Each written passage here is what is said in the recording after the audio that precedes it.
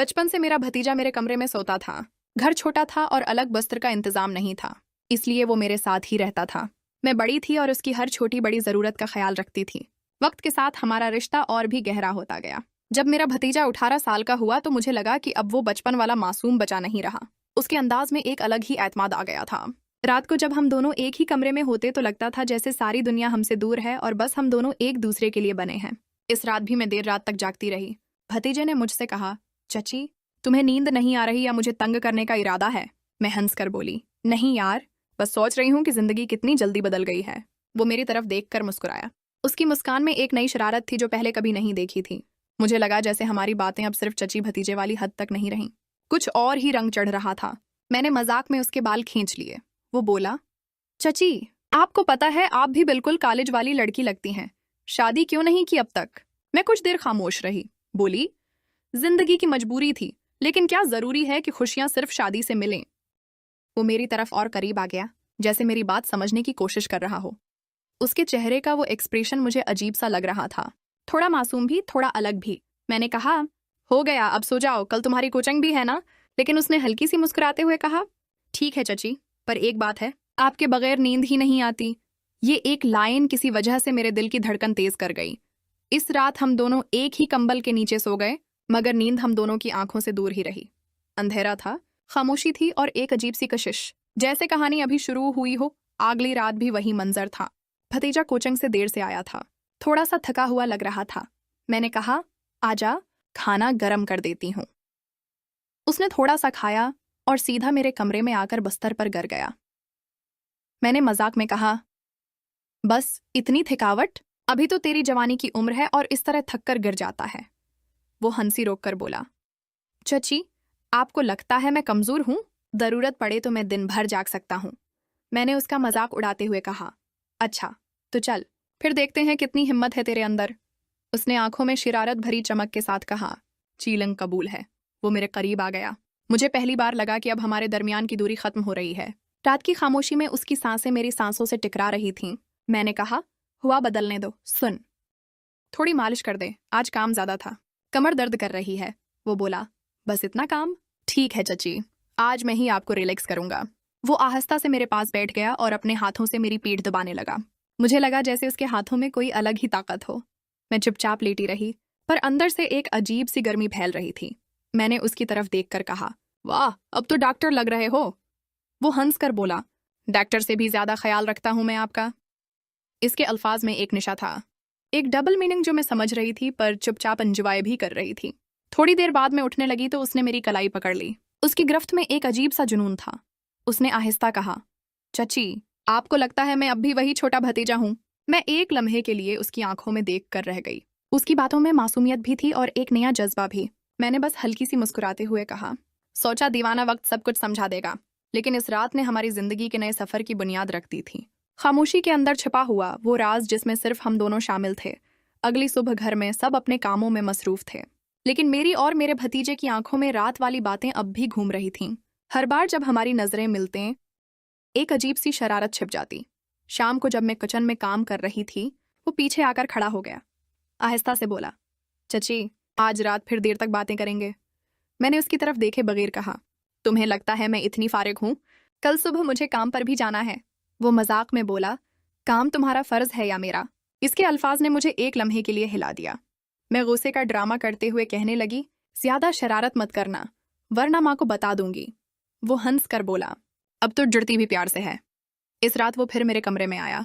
अंधेरा था, बस खिड़की से हल्की चांदनी का नूर अंदर आ रहा था। वो बस्तर पर बैठकर बोला, चची, एक बात कहूं? मैंने कहा, हाँ कहो। वो थोड़ा रख कर बोला, चची, जब मैं आपके पास होता हूं ना, लगता है जैसे दुनिया की सारी परेशानियां दूर हो जाती हैं। और सच कहूं तो मुझे नींद भी तब आती है जब मैं आपके पास होता हूं। मुझे उसके अल्फाज में एक अलग ही खड़दरापन महसूस हुआ, जैसे वो दिल की बात अंदर से कह रहा हो। मैंने हल्की सी मुस्कुराते हुए कहा, पागल, अब भी वही छोटा बच्चा है जो बचपन से मेरी गोद में सोता था। वो मेरे करीब आया, आंखों में देखकर बोला, नहीं चची, अब मैं बच्चा नहीं रहा। इस वक्त एक खामोशी छा गई जो सब कुछ कह रही थी। उसकी सांसें तेज थीं, मेरी धड़कन बढ़ रही थी। कंबल के अंदर हम दोनों बिल्कुल करीब करीब थे। हर छोटी बात अब डबल मीनिंग बन गई थी। मैंने मजाक में कहा, चुप कर, सो जा अब। वो हंस कर बोला, ठीक है, पर आज मैं तुम्हारे इतना करीब सोऊंगा कि दौरी का नाम वो निशान भी न रहे। और फिर उसने अपना सिर मेरे कंधे पर रख दिया। इस लम्हे मुझे लगा कि रात का सफर अब नया मोड़ लेने वाला है। आज रात जब उसने अपना सिर मेरे कंधे पर रखा तो मुझे पहली बार लगा कि वक्त कितनी तेजी से बदल गया है। बचपन से जो रिश्ता सिर्फ मासूमियत तक था, अब उसमें एक नई कहानी लिखी जा रही थी। मैं खामोश रही, लेकिन उसकी सांसें मेरी गर्दन को छू रही थीं। अंधेरा, खामोशी और कर्बत सब कुछ एक नशा बन चुका था। इसने आहिस्ता से कहा, चची, आपको पता है, मैं दिन भर बस उसी पल का इंतजार करता हूँ। मैंने हल्की सी हंसी में कहा, किस लम्हे का? वो बोला, जब हम दोनों एक ही कंबल के अंदर हूं और मैं बस आपके करीब रहूं। उसके अल्फाज में मासूमियत भी थी और शरारत भी। मैंने उसकी तरफ देखा। इसकी आंखों में एक ऐसी चमक थी जो मुझे कुछ और ही समझा रही थी। मैंने मजाक में कहा, तू बड़ा तेज हो गया है। मुझे तो लगता था कि तू अब भी वही छोटा सा बच्चा है। वो करीब आया और बोला, आपको लगता होगा, लेकिन मैं खुद जानता हूं कि मैं बदल चुका हूं। अब मैं चुपचाप नहीं रहूंगा। इस लम्हे मेरी धड़कन तेज हो गई।